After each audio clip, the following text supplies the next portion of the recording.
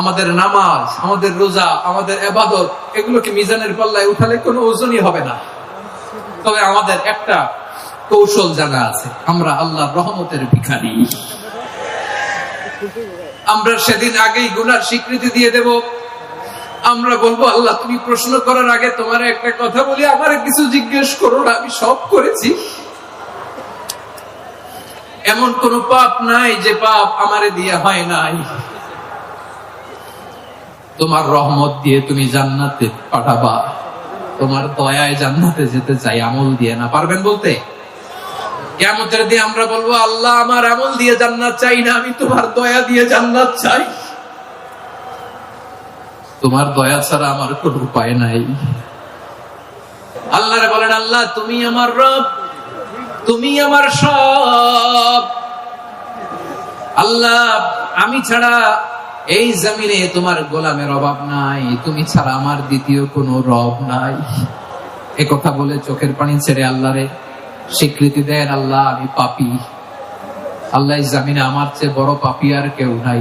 ওযু করে সিজদায় লুটিয়ে পড়ে চোখের পানি ছেড়ে আল্লাহরে পাপের স্বীকৃতি দেন, আল্লাহ এমন কোন জুলুম নাই, গুনাহ নাই আমি করি নাই, সগীরা কবিরা, জেনে না জেনে, ইচ্ছায় অনিচ্ছায়, শিরকি বেদাতি সব গুনাহ করেছি।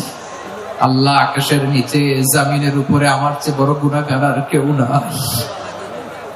চোখের পানি ছেড়ে আল্লাহরে বলেন, আল্লাহ আমি ছাড়া তোমার গোলামের অভাব নাই, তুমি ছাড়া আমার দ্বিতীয় কোনো রব নাই, তুমি ছাড়া তো কেউ আমার গুনাহ ক্ষমা করার নাই। তুমি আমার রব, তুমি আমার সব। বলতে পারবেন?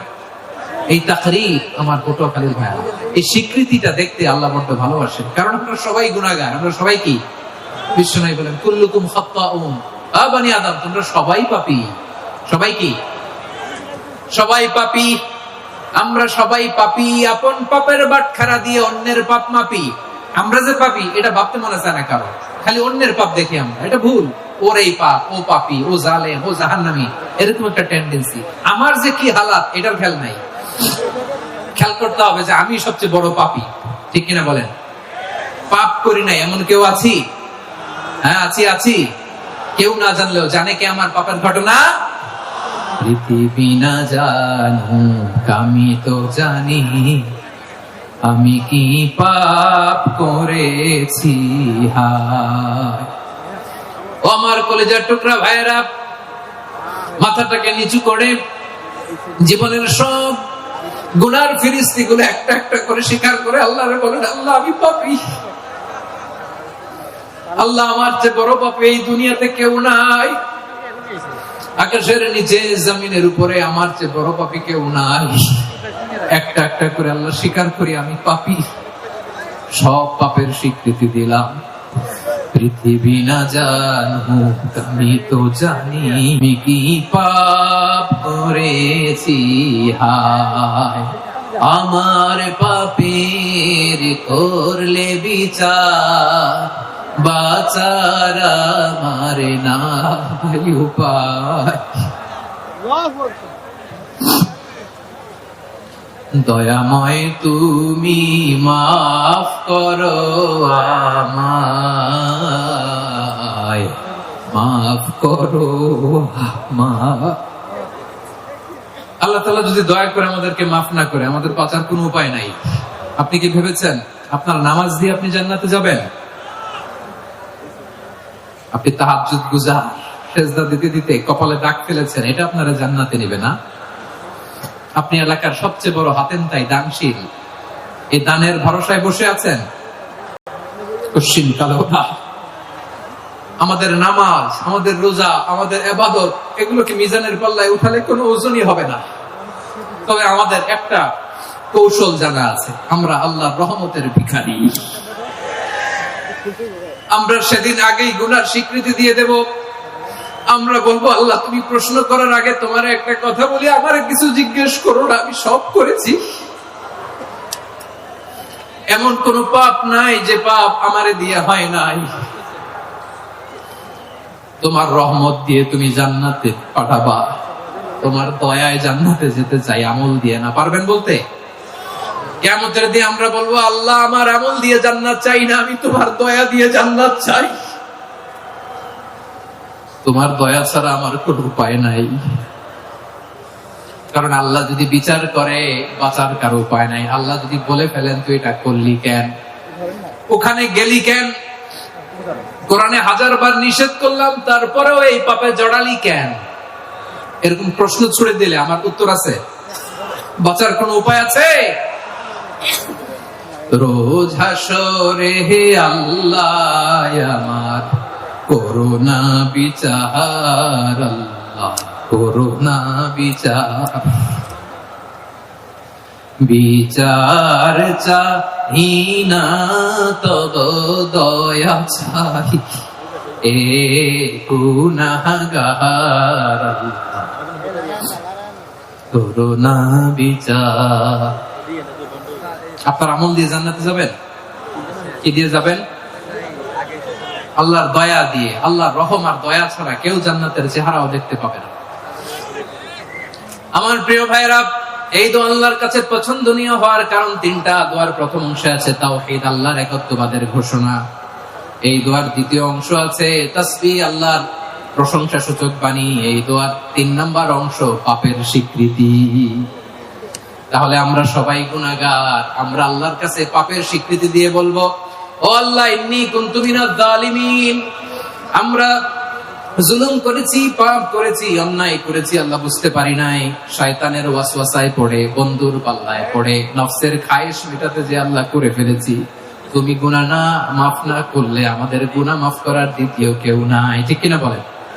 এভাবে অনুতপ্ত হয়ে যদি আল্লাহর কাছে দোয়া করেন, দেয়ালে পিঠ থেকে গেছে, কোন রাস্তা নাই বের হওয়ার, ওই মুহূর্তেও আপনাকে বিপদ থেকে উদ্ধার করবে কে? বিশ্বনবী চরম বিপদে পড়লে 2টা দোয়া পড়তেন। প্রথম হলো এটা, লা ইলাহা ইল্লা আনতা সুবহানাকা ইন্নী কুনতু মিনাল জালিমিন। এই দোয়াটা আমরা বেশি বেশি পড়ব প্রিয় ভাই। রাজি আছেন? সবাই আওয়াজ করে পড়ুন ইনশাআল্লাহ। আমার প্রিয় ভাইয়েরা, বিপদে পড়লে বিশ্বনবী আরো একটা দোয়া পড়তেন, লা ইলাহা ইল্লাল্লাহুল আযীমুল হালিম, লা ইলাহা ইল্লাল্লাহু রাব্বুল আরশিল আযীম, লা ইলাহা ইল্লাল্লাহু রাব্বুস সামাওয়াতি ওয়াল আরদি ওয়া রাব্বুল আরশিল কারীম। এই যে বললাম, রেকর্ড হয়ে গেছে। এখন তো আর ইনস্ট্যান্ট মুখস্থ না হলো, পরে মুখস্থ করে নেবেন। আল্লাহ ছাড়া কোনো উপাস্য নাই, তিনি সমহান, মহা সহিষ্ণু। আল্লাহ ছাড়া কোনো উপাস্য নাই, তিনি সমহান, আরশের অধিপতি। আল্লাহ ছাড়া কোনো উপাস্য নাই, তিনি আকাশের মালিক, জমিনের মালিক, তিনি সুবিশাল আরশের অধিপতি। সুবহানাল্লাহ পড়ে এই দোয়াটা কেউ যদি পড়ে যদি এর ওসিলা করে দোয়া করে, তাকে বিপদ থেকে মুক্তি দেয় কে? মনে থাকবে আপনাদের? তাহলে বিপদের প্রথম ধাক্কায় কি যেন পড়তে হয়?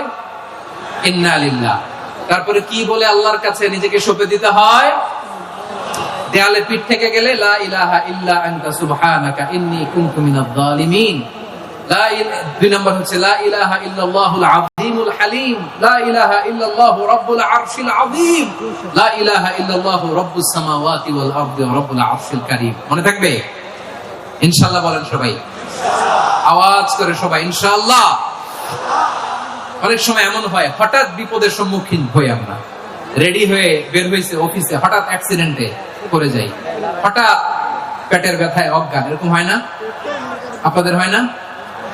বিষ্ণু ইসলাম বলেন, আকস্মিক দুর্ঘটনার বিপদ থেকে যদি কেউ বাঁচতে চায়, সকাল সন্ধ্যা যেন প্রত্যেকে এই দোয়াটা পড়ে। সকালে যদি 3 বার পড়ে, সন্ধ্যা পর্যন্ত হঠাৎ হঠাৎ বিপদ থেকে সে রক্ষা পাবে। To be protected from sudden calamity, sudden disaster, sudden calamity, হঠাৎ বিপদ, হঠাৎ ভয়ঙ্কর কোন আকস্মিক বিপদ থেকে আল্লাহ বাঁচায় দেবে। সকালে পড়লে সন্ধ্যা পর্যন্ত প্রোটেক্টেড, সন্ধ্যাবেলায় যদি 3 বার পরে সকাল পর্যন্ত প্রোটেক্টেড। সুবহানাল্লাহ পড়ে। দোয়াটা কি? দোয়াটা হচ্ছে বিসমিল্লাহিল্লাযী লা ইয়াদুররু মা'a ইসমিহি শাইউন ফিল আরদি ওয়ালা ফিস সামাই ওয়া হুয়াস সামিউল আলীম। ছোট না? অনেক ছোট, মুখস্থ করবেন। বিসমিল্লাহিল্লাযী লা ইয়াদুররু মা'a ইসমিহি শাইউন ফিল আরদি ওয়ালা ফিস সামা। ওই আল্লাহর নাম নিচ্ছি, যে আল্লাহর নামের বরকতে আকাশ জমিনের কোনো কিছু কারো কোনো ক্ষতি সাধন করতে পারে না। তিনি সর্বশ্রোতা, সর্বজ্ঞ। সুবহানাল্লাহ পড়েন। পড়বেন এই দোয়াটা, বিসমিল্লাহিল্লাযী লা ইয়াদুররু মা'a ইসমিহি শাইউন ফিল আরদি ওয়ালা ফিস সামাই ওয়া হুয়াস সামিউল আলীম। ফজরের পরে 3 বার, মাগরিবের পরে 3 বার যদি কেউ পড়ে, প্রোটেক্টেড, যে কোনো হঠাৎ বিপদ থেকে প্রোটেক্টেড। প্রোটেক্ট করেন কে? ওই আল্লাহর নাম নিচ্ছি যে আল্লাহর নামের ওসিলায় আকাশ জমিনের কোনো কিছু কোনো ক্ষতি করতে পারে না। সুবহানাল্লাহ পড়েন। আচ্ছা, এবার আমাদের জীবনে দুশ্চিন্তা আছে না নাই বলেন? Tension, hyper tension, anxiety, depression, চিন্তা টেনশন নাই এরকম কে কে আছে দেখি? হাত তোলেন। ওই যে হাত তুলছে এক আল্লাহর ওলি, ওই যে টেনশন নাই তোমার, মাশাআল্লাহ। ও না বুঝে তুলছে, জোকের চোটে, জোশের ঠেলায় ধাক্কায় তুলে ফেলছে। সবার জীবনে টেনশন আছে না নাই? এই দুশ্চিন্তা, পেরেশানি, মারাত্মক পেরেশানি থেকে মুক্তি পাওয়ার জন্য বিষ্ণু ইসলাম দুটো দোয়া পড়তেন। কয়টা? অনেকগুলো পড়তেন। স্পেশাল দুটো দোয়া আজকে আপনাদের শিখায় যাবো, শুনবেন। পেরেশানিতে পড়লে, টেনশনে পড়লে এই দোয়াটা। প্রিয় ভাইরা, বিষ্ণু ইসলাম যখন খুব বিপদে পড়তেন, দুশ্চিন্তা ওনাকে ঘিরে ধরতো, উনি পড়তেন ইয়া হাইয়ু ইয়া কাইয়ুম বিরহমাতিকা আস্তাগীথ, ইয়া হাইয়ু ইয়া কাইয়ুম বিরহমাতিকা আস্তাগীথ, ইয়া হাইয়ু ইয়া কাইয়ুম, হে শাশ্বত অবিনশ্বর, হে চিরঞ্জীব, বিরহমাতিকা আস্তাগীথ, তোমার রহমতের ওসিলায় তোমার কাছে ফরিয়াদ করি। এটা পড়তেন।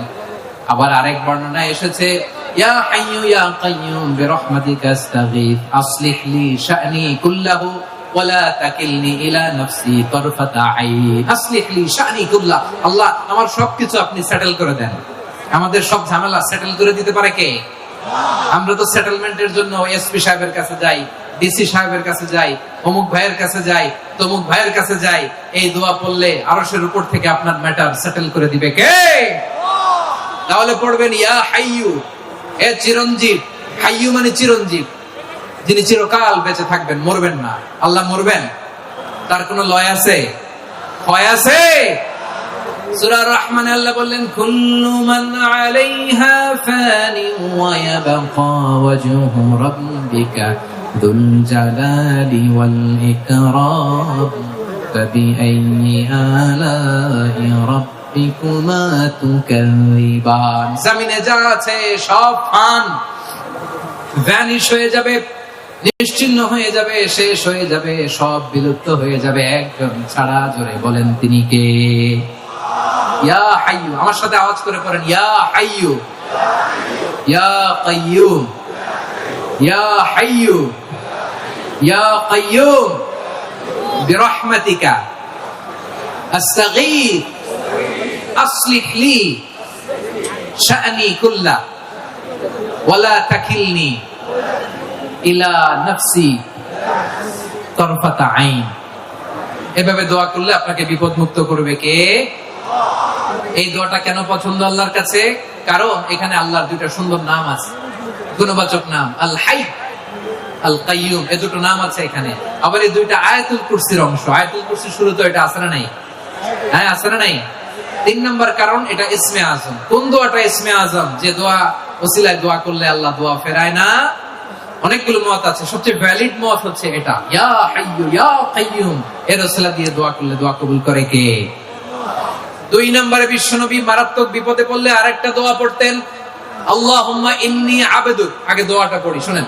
আল্লাহুম্মা ইন্নী আবদুক ওয়া ইবনু আবদিক ওয়া ইবনু আমাতিক নাসিয়াতি বিয়াদিক মাদিন ফিয়া হুকমুক আদলুন ফিয়া কাদাউক আসআলুকা বিকুল্লি ইসমিন হুয়া লাক সাম্মাইতা বিহি নাফসাক আও আনজালতাহু ফি কিতাবিক আও আল্লামতাহু আহাদাম মিন খালকিক أو استأثرت به في علم الغيب عندك أن تجعل القرآن ربيع قلبي ونور صدري وجلاء حزني وذهاب همي. سبحان الله পড়েন।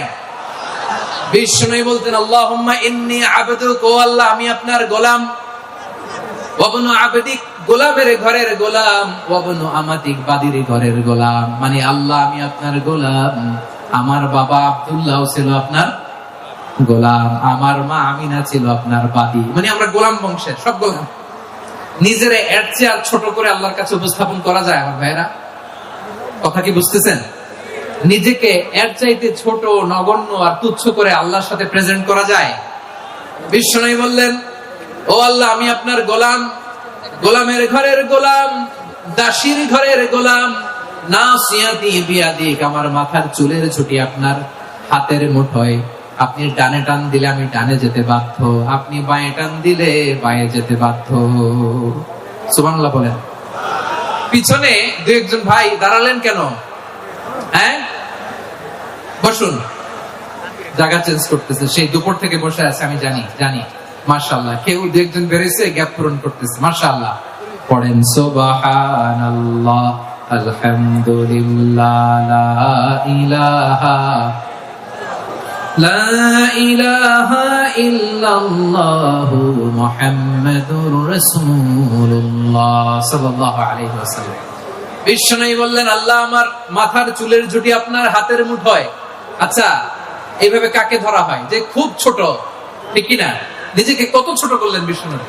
ও আল্লাহ, আমার মাথার চুলের ঝুঁটি আপনার হাতের মুঠোয়, আপনি ডানে টানলে আমি ডানে যাব, বাঁয়ে টানলে বাঁয়ে যাব। আল্লাহ, আসআলুকা বিকুল্লি ইসমিন হুয়া লাক, নাসিয়াতি বিয়াদিক, মাদিন ফিয়া হুকমুক। আপনার নির্দেশ আমার উপর কার্যকর হবেই হবে। আদলুন ফিয়া কাদাউক, আপনার ফয়সালা, যেই ফয়সালাই আপনি আমার জন্য করেন এটাই ইনসাফ। সুবহানাল্লাহ বলেন। আমরা আল্লাহর ফয়সালায় সন্তুষ্ট হতে চাই না। কত কমপ্লেইন, আল্লাহ তুমি এটা দিলা না, ওইটা পাইলাম না, ওইটা হইল না রে, এরকম অভিযোগ, কমপ্লেইন আমাদের আছে না নাই? আর বিশ্বনবী বলতেন, আদলুন ফিয়া কাদাউক, আল্লাহ আমার জন্য তোমার যেটা ফয়সালা এটাই সবচেয়ে শ্রেষ্ঠ ইনসাফ, এর চেয়ে ইনসাফ আর হতে পারে? এভাবে কায়েম মনোবাক্যে আল্লাহর কাছে বিশ্বনবী দোয়া করতেন। এরপরে বিশ্বনবী বলেন, আল্লাহ তোমার যত নাম আছে সব নামের ওসিলায় দোয়া করি, যে নাম তুমি আমাদেরকে জানিয়েছো, যে নাম তুমি আমাদেরকে জানাও নাই, যে নাম তুমি কোরআনে নাজিল করেছো, যে নাম নাজিল করো নাই, যে নাম শুধু নবীদেরকে জানিয়েছো। আর আল্লাহর এমন কিছু চমৎকার চমৎকার সুন্দর সুন্দর নাম আছে, এই নামগুলো রব্বুল আলামিন কাউকে জানাবে না। সুবহানাল্লাহ বলেন। আমরা তো 99 নাম জানি, 100 নাম জানি আল্লাহ, কিন্তু আল্লাহর এমনও কিছু নাম আছে যেগুলো আল্লাহ বিশ্বনবীরও জানায়নি। এগুলো আল্লাহ ইলমুল গায়বে রেখে দিয়েছেন। দোয়ার সময় বলবেন, আল্লাহ তোমার যেই নামগুলো জানি, যেগুলো জানি না, যেগুলো কোরআনে আছে, যেগুলো নাই, যেগুলো নবীরে খাস ভাবে জানাইছে ওগুলোর উসিলায়, যেগুলো কোনদিন জানাবাও না, তোমার ওই নামের উসিলাও তোমার কাছে চাই। আল্লাহ কোরআনকে আমার হৃদয়ের বসন্ত বানাও, আমার বক্ষের জ্যোতি বানাও, আমার চিন্তা দুশ্চিন্তা তুমি দূর করে দাও। বিশ্বনবী বললেন, এই কালিমাগুলো, এই বাক্যগুলো পড়ে যদি কেউ আল্লাহর কাছে ফরিয়াদ করে, তার হৃদয় থেকে দুশ্চিন্তা কাটিয়ে দিবে কে? পড়বেন, এই দোয়াগুলো পড়বেন। আচ্ছা, সবশেষে বলি, ঋণের বোঝায় যারা জর্জরিত, বিষ্ণু ইসলাম চমৎকার একটা দোয়া শিখিয়েছেন। আমাদের অনেকে ঋণের বোঝায় জর্জরিত, আছে না নাই? এদিকে কেউ আছেন? থাকলে হাত তোলার দরকার নেই, থাকলে এই দোয়াটা পড়বেন। এক সাহাবীর নাম আবু উমামা, নামাজের ওয়াক্ত ছাড়া উনি মসজিদে যেয়ে বসে আছে। বিশ্বনবী বললেন, কিরে আবু উমামা, নামাজের তো ওয়াক্ত হয় না, মসজিদে কি? সাহাবী বলে, হুমুমুন লাজিমাতনি ওয়া দুয়ুন, নবী গো, ঋণের বোঝায় এমন টেনশনে আছি, ঘরে থাকতে পারলাম না, মসজিদে চলে আসছে। বিশ্বনবী বলেন, আমি কি তোমার এমন একটা দোয়া শিখাবো যেটা পড়লে আল্লাহ তাআলা তোমার ঋণের বোঝা হালকা করে দিবে? আবু উমামা বললেন, ইয়া রাসূলুল্লাহ, অবশ্যই শিখাবেন। বিশ্বনবী বললেন, তাহলে তুমি পড়বা, আল্লাহুম্মা ইন্নী আউযু বিকা মিনাল হাম্মি ওয়াল হাযান ওয়া আউযু বিকা মিনাল জুবনি ওয়াল বুখল ওয়া আউযু বিকা মিন গালাবাতিদ দাইনি ওয়া কাহরির রিজাল। ও আল্লাহ, তোমার কাছ থেকে দুশ্চিন্তা থেকে পানাহ চাই, কৃপণতা, ভীরুতা, অলসতা, কার্পণ্যতা, এই সব কিছু থেকে, মানুষের কঠোরতা, আমার উপর মানুষের আধিপত্য এবং ঋণের বোঝা থেকে পানাহ চাই। এই দোয়াটা যখন বিশ্বনবী শিখাই দিলেন, আবু উমামা বারবার এই দোয়া করেন, আল্লাহুম্মা ইন্নী আউযু বিকা মিনাল হাম্মি ওয়াল হাযান ওয়া আউযু বিকা মিনাল আজজি ওয়াল কাসাল ওয়া আউযু বিকা মিনাল জুবনি ওয়াল বুখল ওয়া আউযু বিকা মিন গালাবাতিদ দাইনি ওয়া কাহরির রিজাল। আবু উমামা বলে, এই দোয়া আমি পড়তে লাগলাম। কিছুদিন পরে দেখা গেল বিশ্বনবীর শেখানো এই দোয়ার বদৌলতে আল্লাহ তাআলা আমার সব ঋণ পরিশোধের ব্যবস্থা করে দিয়েছেন। পড়েন সুবহানাল্লাহ। পড়বেন।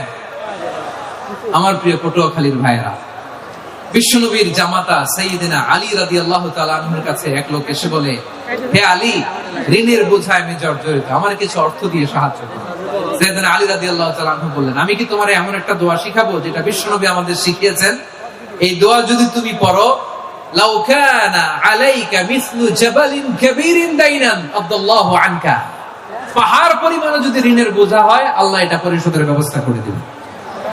ছোট্ট একটা দোয়া বিশ্বনবী শিখালেন, বললেন তুমি পড়বা আল্লাহুম্মা কফিনি বিহালালিকা আন হারামিকা ওয়া আগনিনি বিফাদলিকা আম্মান সিওয়াক।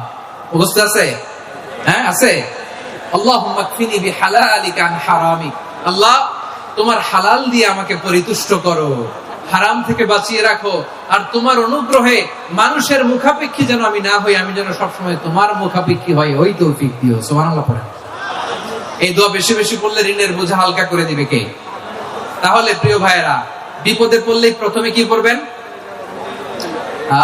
পটুয়াখালী ভুইলা গেছে। বিপদে পড়লেই প্রথমে ইন্না লিল্লাহ কি বলে নিজেকে আল্লাহর কাছে সঁপে দিতে হয়? হাসবুনাল্লাহ। চরম বিপদে দেয়ালে পিঠ থেকে গেছে, তখন লা ইলাহা ইল্লা আনতা সুবহানাকা ইন্নী কুনতু মিনাজ জালিমিন। এরপরে লা ইলাহা ইল্লাল্লাহুল আযীমুল হালিম, এই দোয়া। আকস্মিক বিপদ, হঠাৎ যেন কোনো বিপদ আমাকে পেয়ে না বসে, এটার জন্য বিসমিল্লাহিল্লাযী লা ইয়াদুররু মা ইসমিহি শাইউন ফিল আরদি ওয়ালা ফিস সামাই ওয়া হুয়াস সামিউল আলীম। সকালে 3 বার, রাতে 3 বার। আর মারাত্মক tension, hyper tension, anxiety, depression থেকে বাঁচার জন্য 2 দোয়া, ইয়া হাইয়্যু ইয়া কাইয়্যুম, ইয়া হাইয়্যু ইয়া কাইয়্যুম, মনে থাকবে? আর আল্লাহুম্মা ইন্নী আবদুক, এই দোয়া। ঋণ থেকে বাঁচার জন্য 2 দোয়া, আল্লাহুম্মা ইন্নী আউযু বিকা মিনাল হাম্মি ওয়াল হাযান, এটা। আর আল্লাহুম্মা কফিনি বিহালালিকা আন হারামিকা ওয়া আগনিনি বিফাদলিকা আম্মান সিওয়াক। আর সব সময় পড়ার জন্য একটা আমল দিয়ে যাই, উঠতে বসতে, অফিসে যাচ্ছেন, অফিস থেকে ফিরতেছেন, বসে আছেন, শুয়ে আছেন, ছোট্ট এক শব্দে আমরা যেন বেশি বেশি পড়ি আস্তাগফিরুল্লাহ। আওয়াজ করে আমার সাথে পড়ুন আস্তাগফিরুল্লাহ। আবার পড়ুন আস্তাগফিরুল্লাহ। আল্লাহ রাসূল সাল্লাল্লাহু আলাইহি ওয়াসাল্লাম বলেন, মান লাজিমাল ইস্তিগফার, যে সব সময় এরকম ইস্তিগফারের সাথে লেগে থাকে, জাআলাল্লাহু লাহু মিন কুল্লি দীকিন মাখরাজা, আল্লাহ তাআলা তাকে কোনো বিপদে আটকান না, সে জীবনে আটকাবে না। যে কোনো বিপদে আল্লাহ তার রাস্তা বের করে দিবে, way out, you will get a way out and solution. সুবহানাল্লাহ। ওয়া মিন কুল্লি হাম্মিন ফারাজা,